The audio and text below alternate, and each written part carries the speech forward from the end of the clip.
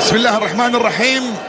مشاهدينا الكرام، مرحبا بكم إلى ركلات الترجيح، حيث الأمر الأخير لحسم نتيجة هذه المواجهة والتأهل إلى الدور القادم والوصول إلى المرحلة القادمة من منافسات بطولة كأس العالم. المغرب من أجل صناعة التاريخ يبحث الآن في هذا اللقاء عن التأهل للمرحلة القادمة، وهو من سيبدأ التسديد أولا عن طريق صبيري.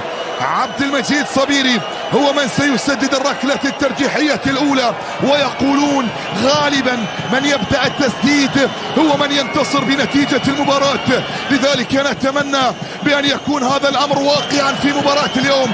عبد المجيد في مواجهة أوناي سيمون. عبد المجيد الله الله الله الله الله الله الله الله. أول الأهداف في هذه المواجهة يأتي عن طريق عبد المجيد صبيري، ووضع سيمون في زاوية وسدد الكرة في الزاوية الأخرى لتتقدم المغرب الآن بأول أهداف اللقاء، وتتقدم بالركلة الترجيحية الأولى. ليأتي الدور في الجانب المقابل على بابلو سارابيا.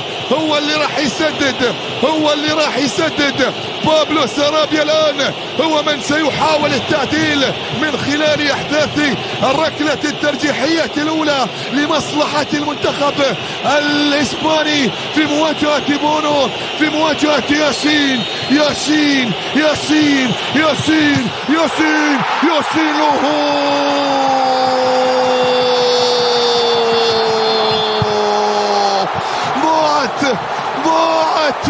ضاعت كرة بابلو سارابيا. بونو راح واصطدمت في القائم لتضيع الركلة الترجيحية الأولى على المنتخب الإسباني هنا عن طريق بابلو سارابيا. وانتظر الآن الركلة الترجيحية الثانية بأقدام حكيم زياش، المتعة والإبداع، زياش الإتقان، زياش فريق العاصمة اللندنية أو الإنجليزية لندن.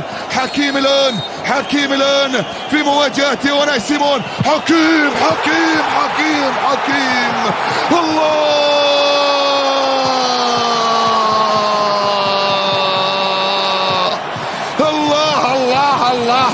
الله عن طريق زياش يأتي تأكيد التقدم، ويسجل حكيم الركلة الترجيحية الثانية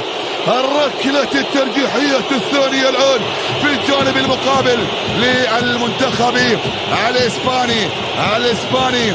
والركلة الترجيحية الثانية المحاولة هنا عن طريق البديل الذي دخل في اللحظات الأخيرة من أحداث هذا اللقاء، كارلوس سولير في مواجهة ياسين.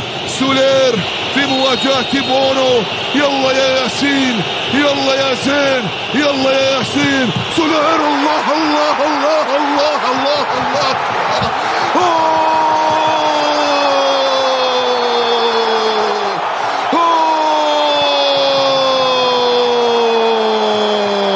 ياسين يتصدى.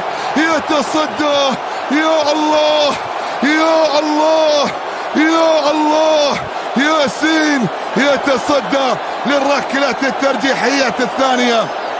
الآن الركلة الترجيحية الثالثة للمنتخب المغربي، الركلة الترجيحية الثالثة عن طريق بدر بنون في مواجهة أوناي. بدر بنون الثالثة، مفتاح التأهل. الثالثة يا بدر. لا. بدر بنون يضيع الركلة الترجيحية الثالثة، ويأتي التصدي من أوناي سيمون للمحاولة والكرة الماضية. لكن لا زال المنتخب المغربي متقدم بهدفين من 3 ركلات مقابل لا شيء. للمنتخب الإسباني مع الركلة الترجيحية الثالثة الآن عن طريق القائد سيرجيو بوسكيتس. هو اللي راح ينفذ الكرة، والمحاولة القادمة هو اللي راح ينفذ ركلة الجزاء أو الركلة الترجيحية. عيدها يا ياسين، عيدها يا زين، عيدها يا زين، عيدها يا بونو، عيدها يا بونو. طلبتك انك تعيدها يا بونو. بونو بونو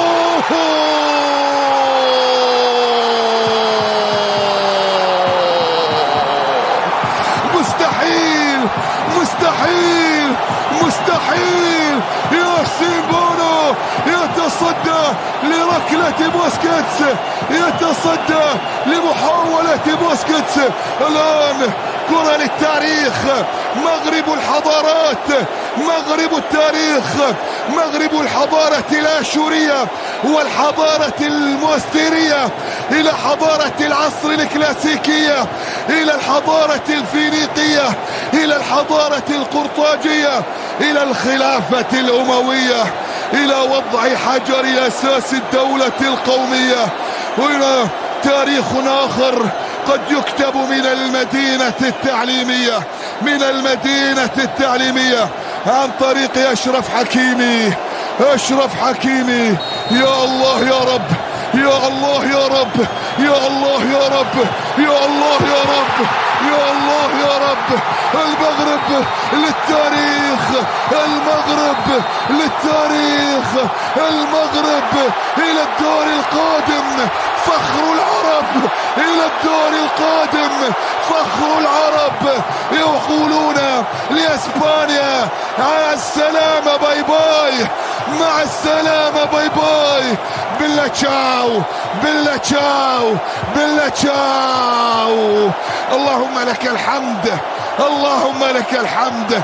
المغرب إلى الدور القادم وإلى دور ربع النهائي من منافسات بطولة كأس العالم في إنجاز تاريخي يسطر للعرب بأقدام المغاربة هنا في هذا الملعب. المغرب تأهلت، وصلت إلى الدور القادم لتواجه الفائز من مباراة المنتخب البرتغالي والمنتخب السويسري، وبالتالي تنتظر بعد نهاية هذا كذلك اللقاء الفائز 1000 بليون تريليون.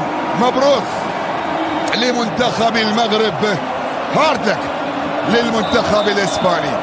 بالصوت والصورة إلى الزميل راشد المهندي. راشد إليك الكلمة، تفضل. إلى اللقاء.